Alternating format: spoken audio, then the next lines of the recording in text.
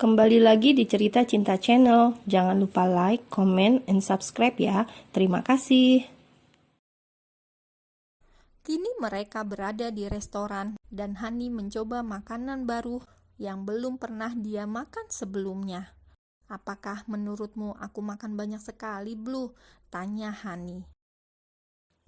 "Tidak," jawab Blue kemudian meminum jusnya setelah menghabiskan makanannya. Hani masih melanjutkan makan paginya. "Aku tak akan menggemuk kan?" tanya Hani yang terbiasa makannya diatur oleh sang mami. "Tidak, Haniku sayang, makanlah sepuasmu. Aku tak akan melarangmu makan apapun yang kau suka," jawab Blue sambil membersihkan sisa makanan yang ada di ujung bibir Hani. Hani mengangguk dan tersenyum lalu kembali makan. Setelah makan, mereka melanjutkan perjalanan mereka kembali ke London. Hani sangat menikmati perjalanannya karena dia melihat banyak tempat dan keramaian yang selama ini hanya ada dalam bayangannya setiap dia membaca buku tentang hal ini. Blue sudah menerima info dari anak buah Jared tentang keluarga Hani. Keluarga Heaven adalah keluarga yang cukup terpandang karena kakek Hani adalah salah seorang profesor senior yang cukup dikenal di London. Keluarga Heaven berlatar belakang akademisi, dan itulah sebabnya Marilyn juga menjadi seorang profesor di usianya yang masih muda dulu. "Ini rumah kakekku, Blue?" tanya Hani. "Iya, ayo turunlah," jawab Blue. Hani mengangguk dan membuka pintu mobilnya. Blue juga turun dan menggandeng tangan Hani menuju pintu gerbang rumah bergaya klasik itu. "Aku ingin bertemu dengan Tuan Leonardo Heaven," kata Blue pada security. Security itu membuka gerbangnya dan mempersilahkan mereka berdua masuk. Blue dan Hani berjalan menyusuri halaman depan rumah yang cukup lebar itu dengan masih didampingi security. Pria itu membuka pintu. "Tunggulah di sini sebentar," ucap pria itu dengan sopan. Blue mengangguk. 10 menit kemudian keluarlah seorang wanita tua yang masih terlihat segar dan cantik meski usianya tak lagi muda. Wanita itu melihat ke arah Blue dan Hani. "Hani," ucap wanita itu begitu melihat Hani dan langsung memeluknya. Blue melepaskan pegangan tangannya pada tangan Hani. "Cucuku, ya Tuhan, kau sudah sebesar dan secantik ini," ucap wanita itu menangis dan mengusap-usap punggung Hani. "Kau nenekku?" tanya Hani yang masih dipeluk sang nenek. Lalu nenek Hani melepaskan pelukannya dan menangkup wajah cantiknya. "Iya, aku nenekmu sayang. Ibumu memberitahuku bahwa kau pergi dari rumah dan akan kemari," ucap Selin, nenek Hani. Lalu Selin kembali memeluk Hani dan kemudian melihat ke arah Blue. Selin melepaskan pelukannya dan menghampiri Blue lalu memegang tangannya. "Terima kasih telah membawanya kemari. Jika tidak, kami tak akan pernah bertemu dengan cucu kami," ucap Selin. "Kami akan menikah, Nek," ucap Hani dengan polosnya. Selin terpaku dan melihat ke arah Hani. "Menikah?" tanya Selin. Hani mengangguk dan tersenyum. "Hani," ucap seorang pria dari arah pintu. Hani pun menoleh ke arah pria yang memanggilnya. "Kau kakekku?" tanya Hani. Pria itu tersenyum dan mengangguk lalu memeluk cucu tercintanya itu. "Marilyn benar-benar keterlaluan, dia mengurungmu begitu lama. Maaf, kakek tak bisa membantumu ketika itu," ucap Leonardo. Hani tak mengatakan apapun dan hanya membalas pelukan sang kakek yang juga sangat dirindukannya. "Ayo masuk, kita di dalam saja," ucap Selin. Leonardo melihat ke arah Blue. "Kau yang membawanya kemari?" tanya Leonardo. "Iya, aku yang membawanya kemari," jawab Blue dengan tenang. Apakah kau meminta imbalan dari apa yang sudah kau lakukan untuk cucuku? Tanya Leonardo to the point. Blue tertawa pelan. Aku hanya ingin meminta Hani saja karena aku akan menikahinya, jawab Blue. Leonardo mengerutkan keningnya. Aku belum mengenalmu dan kau juga belum lama mengenal Hani. Aku tak bisa begitu saja mengizinkan cucuku menikah denganmu tanpa mengenalmu terlebih dulu, ucap Leonardo dengan memakai logikanya. Tapi aku ingin menikahinya, kakek. Dia penyelamatku, ucap Hani. Hanya karena dia penyelamatmu, lalu kau ingin menikahinya? Tanya Leonardo. Hei, sudahlah, ayo masuk ke dalam dulu. Selin menarik tangan sang suami masuk ke dalam rumah. Lalu mereka berempat pun masuk dan duduk di sofa ruang tamu yang cukup luas.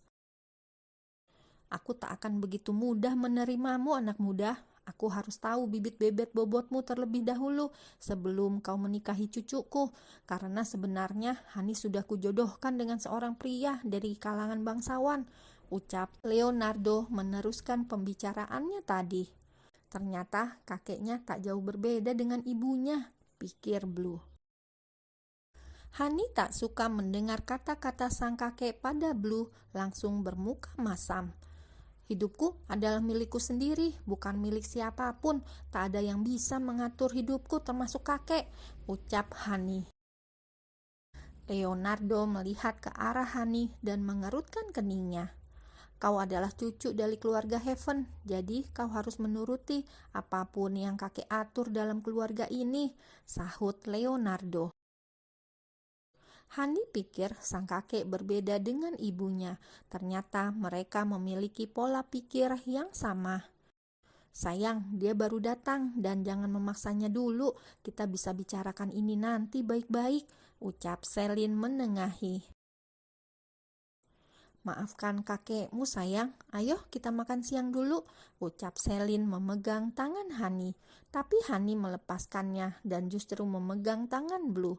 Untuk saat ini, Hani lebih mempercayai Blue daripada keluarganya sendiri. Kesan pertama yang didapatnya dari sang kakek kurang membuatnya senang karena Leonardo menunjukkan sikap dominannya. Blue mengusap tangan Hani dan tersenyum padanya. Ikuti nenekmu, ada aku di sini, ucap Blue akhirnya. Selin tampak tersenyum pada Blue seakan mengucapkan terima kasih atas pengertiannya. Hani menggeleng dan tetap tak melepaskan tangan Blue. Dia masih tak nyaman berada di tengah keluarganya itu.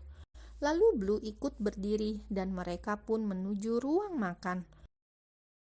Tak ada obrolan dalam makan siang itu. Leonardo dengan wajah kakunya dan Selin tetap dengan sikap ramahnya yang melayani Hani serta Blue dengan baik. Setelah makan siang, Selin mengajak mereka semua menuju beranda belakang. Kau mau tinggal di sini, sayang? Tanya Selin pada sang cucu. Hani melihat ke arah Blue seakan mencari jawaban dari pertanyaan sang nenek dan Blue cukup mengerti akan hal itu.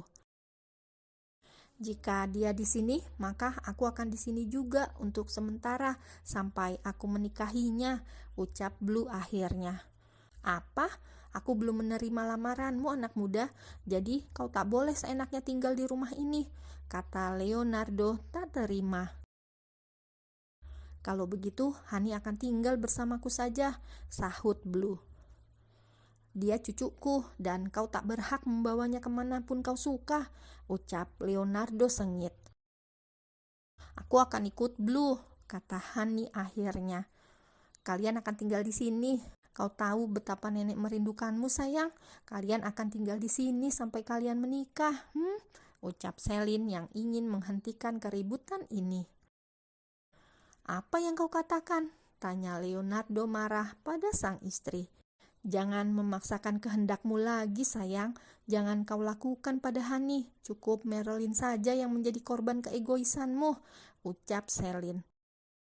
Kau tahu betapa merasa berdosanya aku pada puterimu itu?